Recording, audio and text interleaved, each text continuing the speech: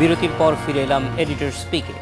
সুন্দরবনের শ্যালা নদীতে ৩.৫ লাখ লিটার তেল নিয়ে ডুবে যাওয়া ৬০ ঘন্টা পর ট্যাঙ্কটিকে উদ্ধার করা হয়েছে। পানিতে ছড়িয়ে পড়া তেল অপসারণের কাজ শুরু করেছে চট্টগ্রাম থেকে আসা নৌযান।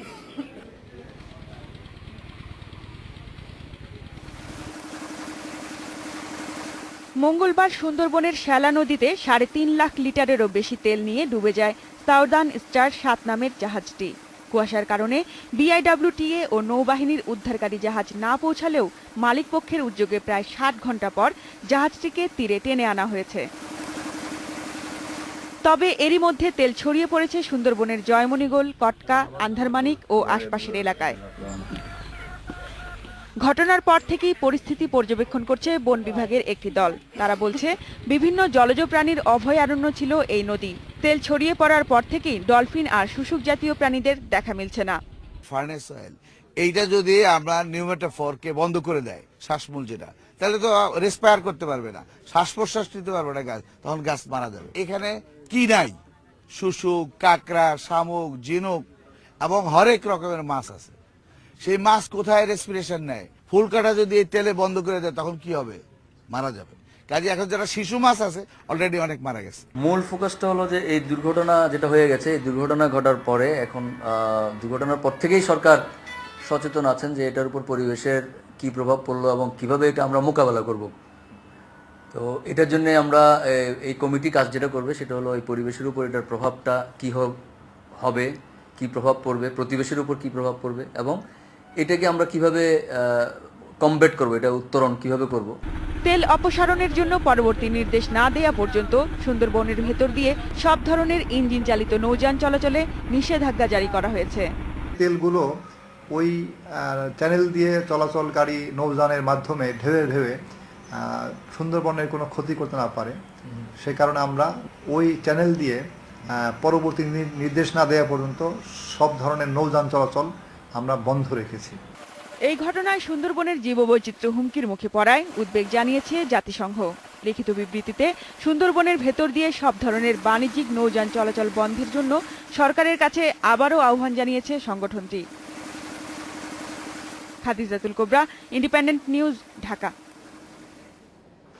এ বিষয়ে কথা বলতে আমাদের সঙ্গে যোগ দিচ্ছেন ঢাকা বিশ্ববিদ্যালয়ের উপাচার্য এবং মৃত্তিকা, পানি ও পরিবেশ বিজ্ঞান বিভাগের অধ্যাপক শহীদ আক্তার হোসেন। তার কাছ থেকে জানবো বিস্তারিত। স্বাগত শহীদ আক্তার। আমরা প্রথমেই জানতে চাইব যে 2 দিন হয়ে গেছে, এই সময়ে সরকার যেই কর্মসূচি নিয়েছে সেটি আপনি যথেষ্ট মনে করছেন কিনা?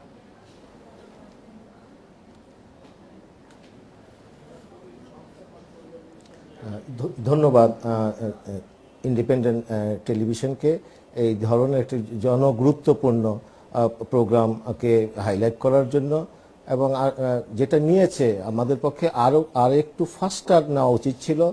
আমি প্রথমেই মনে করি যত কমিটি অন্য উদ্যোগ নেওয়ার চেয়ে প্রথম কাজই হচ্ছে এই তেল অপসারণ করা, সেটাই হচ্ছে জরুরি কাজ, এবং যত দ্রুত সেই কাজটি করা যাবে ততই সুন্দরবনের জন্য মঙ্গল, জীববৈচিত্র্যের জন্য মঙ্গল, দেশের জন্য মঙ্গল।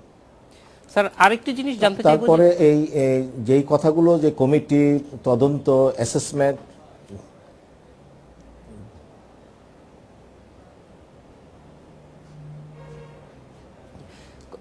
স্যার আমরা জানতে চাচ্ছি যে কমিটি, কিন্তু আমরা এই মুহূর্তে যেটা আপনি বলছিলেন যে রেসপন্সটা কি হওয়া দরকার, দ্রুত এই কাজগুলি দ্রুত করে ফেলা দরকার যাতে ক্ষতি কমিয়ে আনা যায়। কারণ যতটুকু ক্ষতি হয়েছে সেটা তো ইতিমধ্যে আমরা জেনেছি 80 কিলোমিটারের মতো এলাকায় ছড়িয়ে গেছে এই তেল।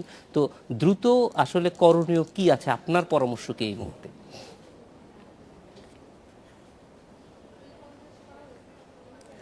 যেটা হচ্ছে, আমি একটু দেখছিলাম ক্লিপে যে অপারেশনের কাজ শুরু হয়েছে, ম্যানুয়ালি সেটা করতে হবে দ্রুত, আরও লোক লাগিয়ে যত কম ছড়িয়ে যায়। কারণ আপনারা জানেন সুন্দরবন হচ্ছে মাকড়সার জালের মতো।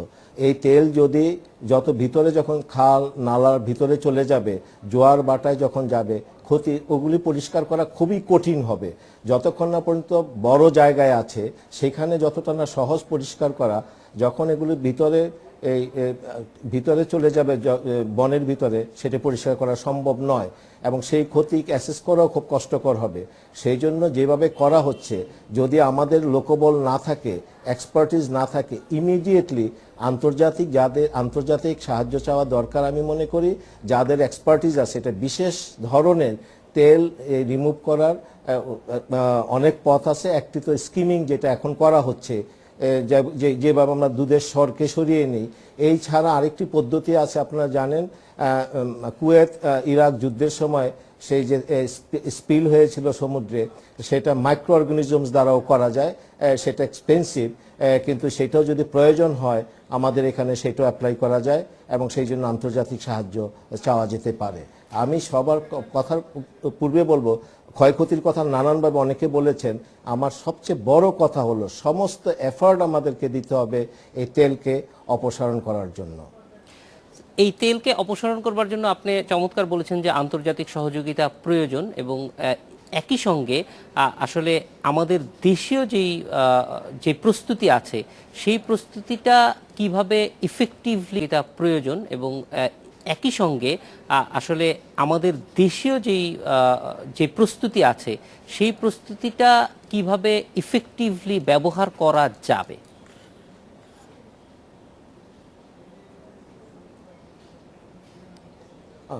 ধন্যবাদ। এটা করা যাবে, যেটা করছে এখন। আমি মনে করি বাংলাদেশের লোক আমি যদি জাতীয় দুর্যোগের মুহূর্তে সবসময় ঝাঁপিয়ে পড়ে, আমি মনে করি লোকজনকে বহু ভলান্টিয়ার আছে যারা পরিবেশকে বাঁচাতে চায়, সুন্দরবনকে বাঁচাতে চায়। সেই লোকবল আমার বেশি দরকার।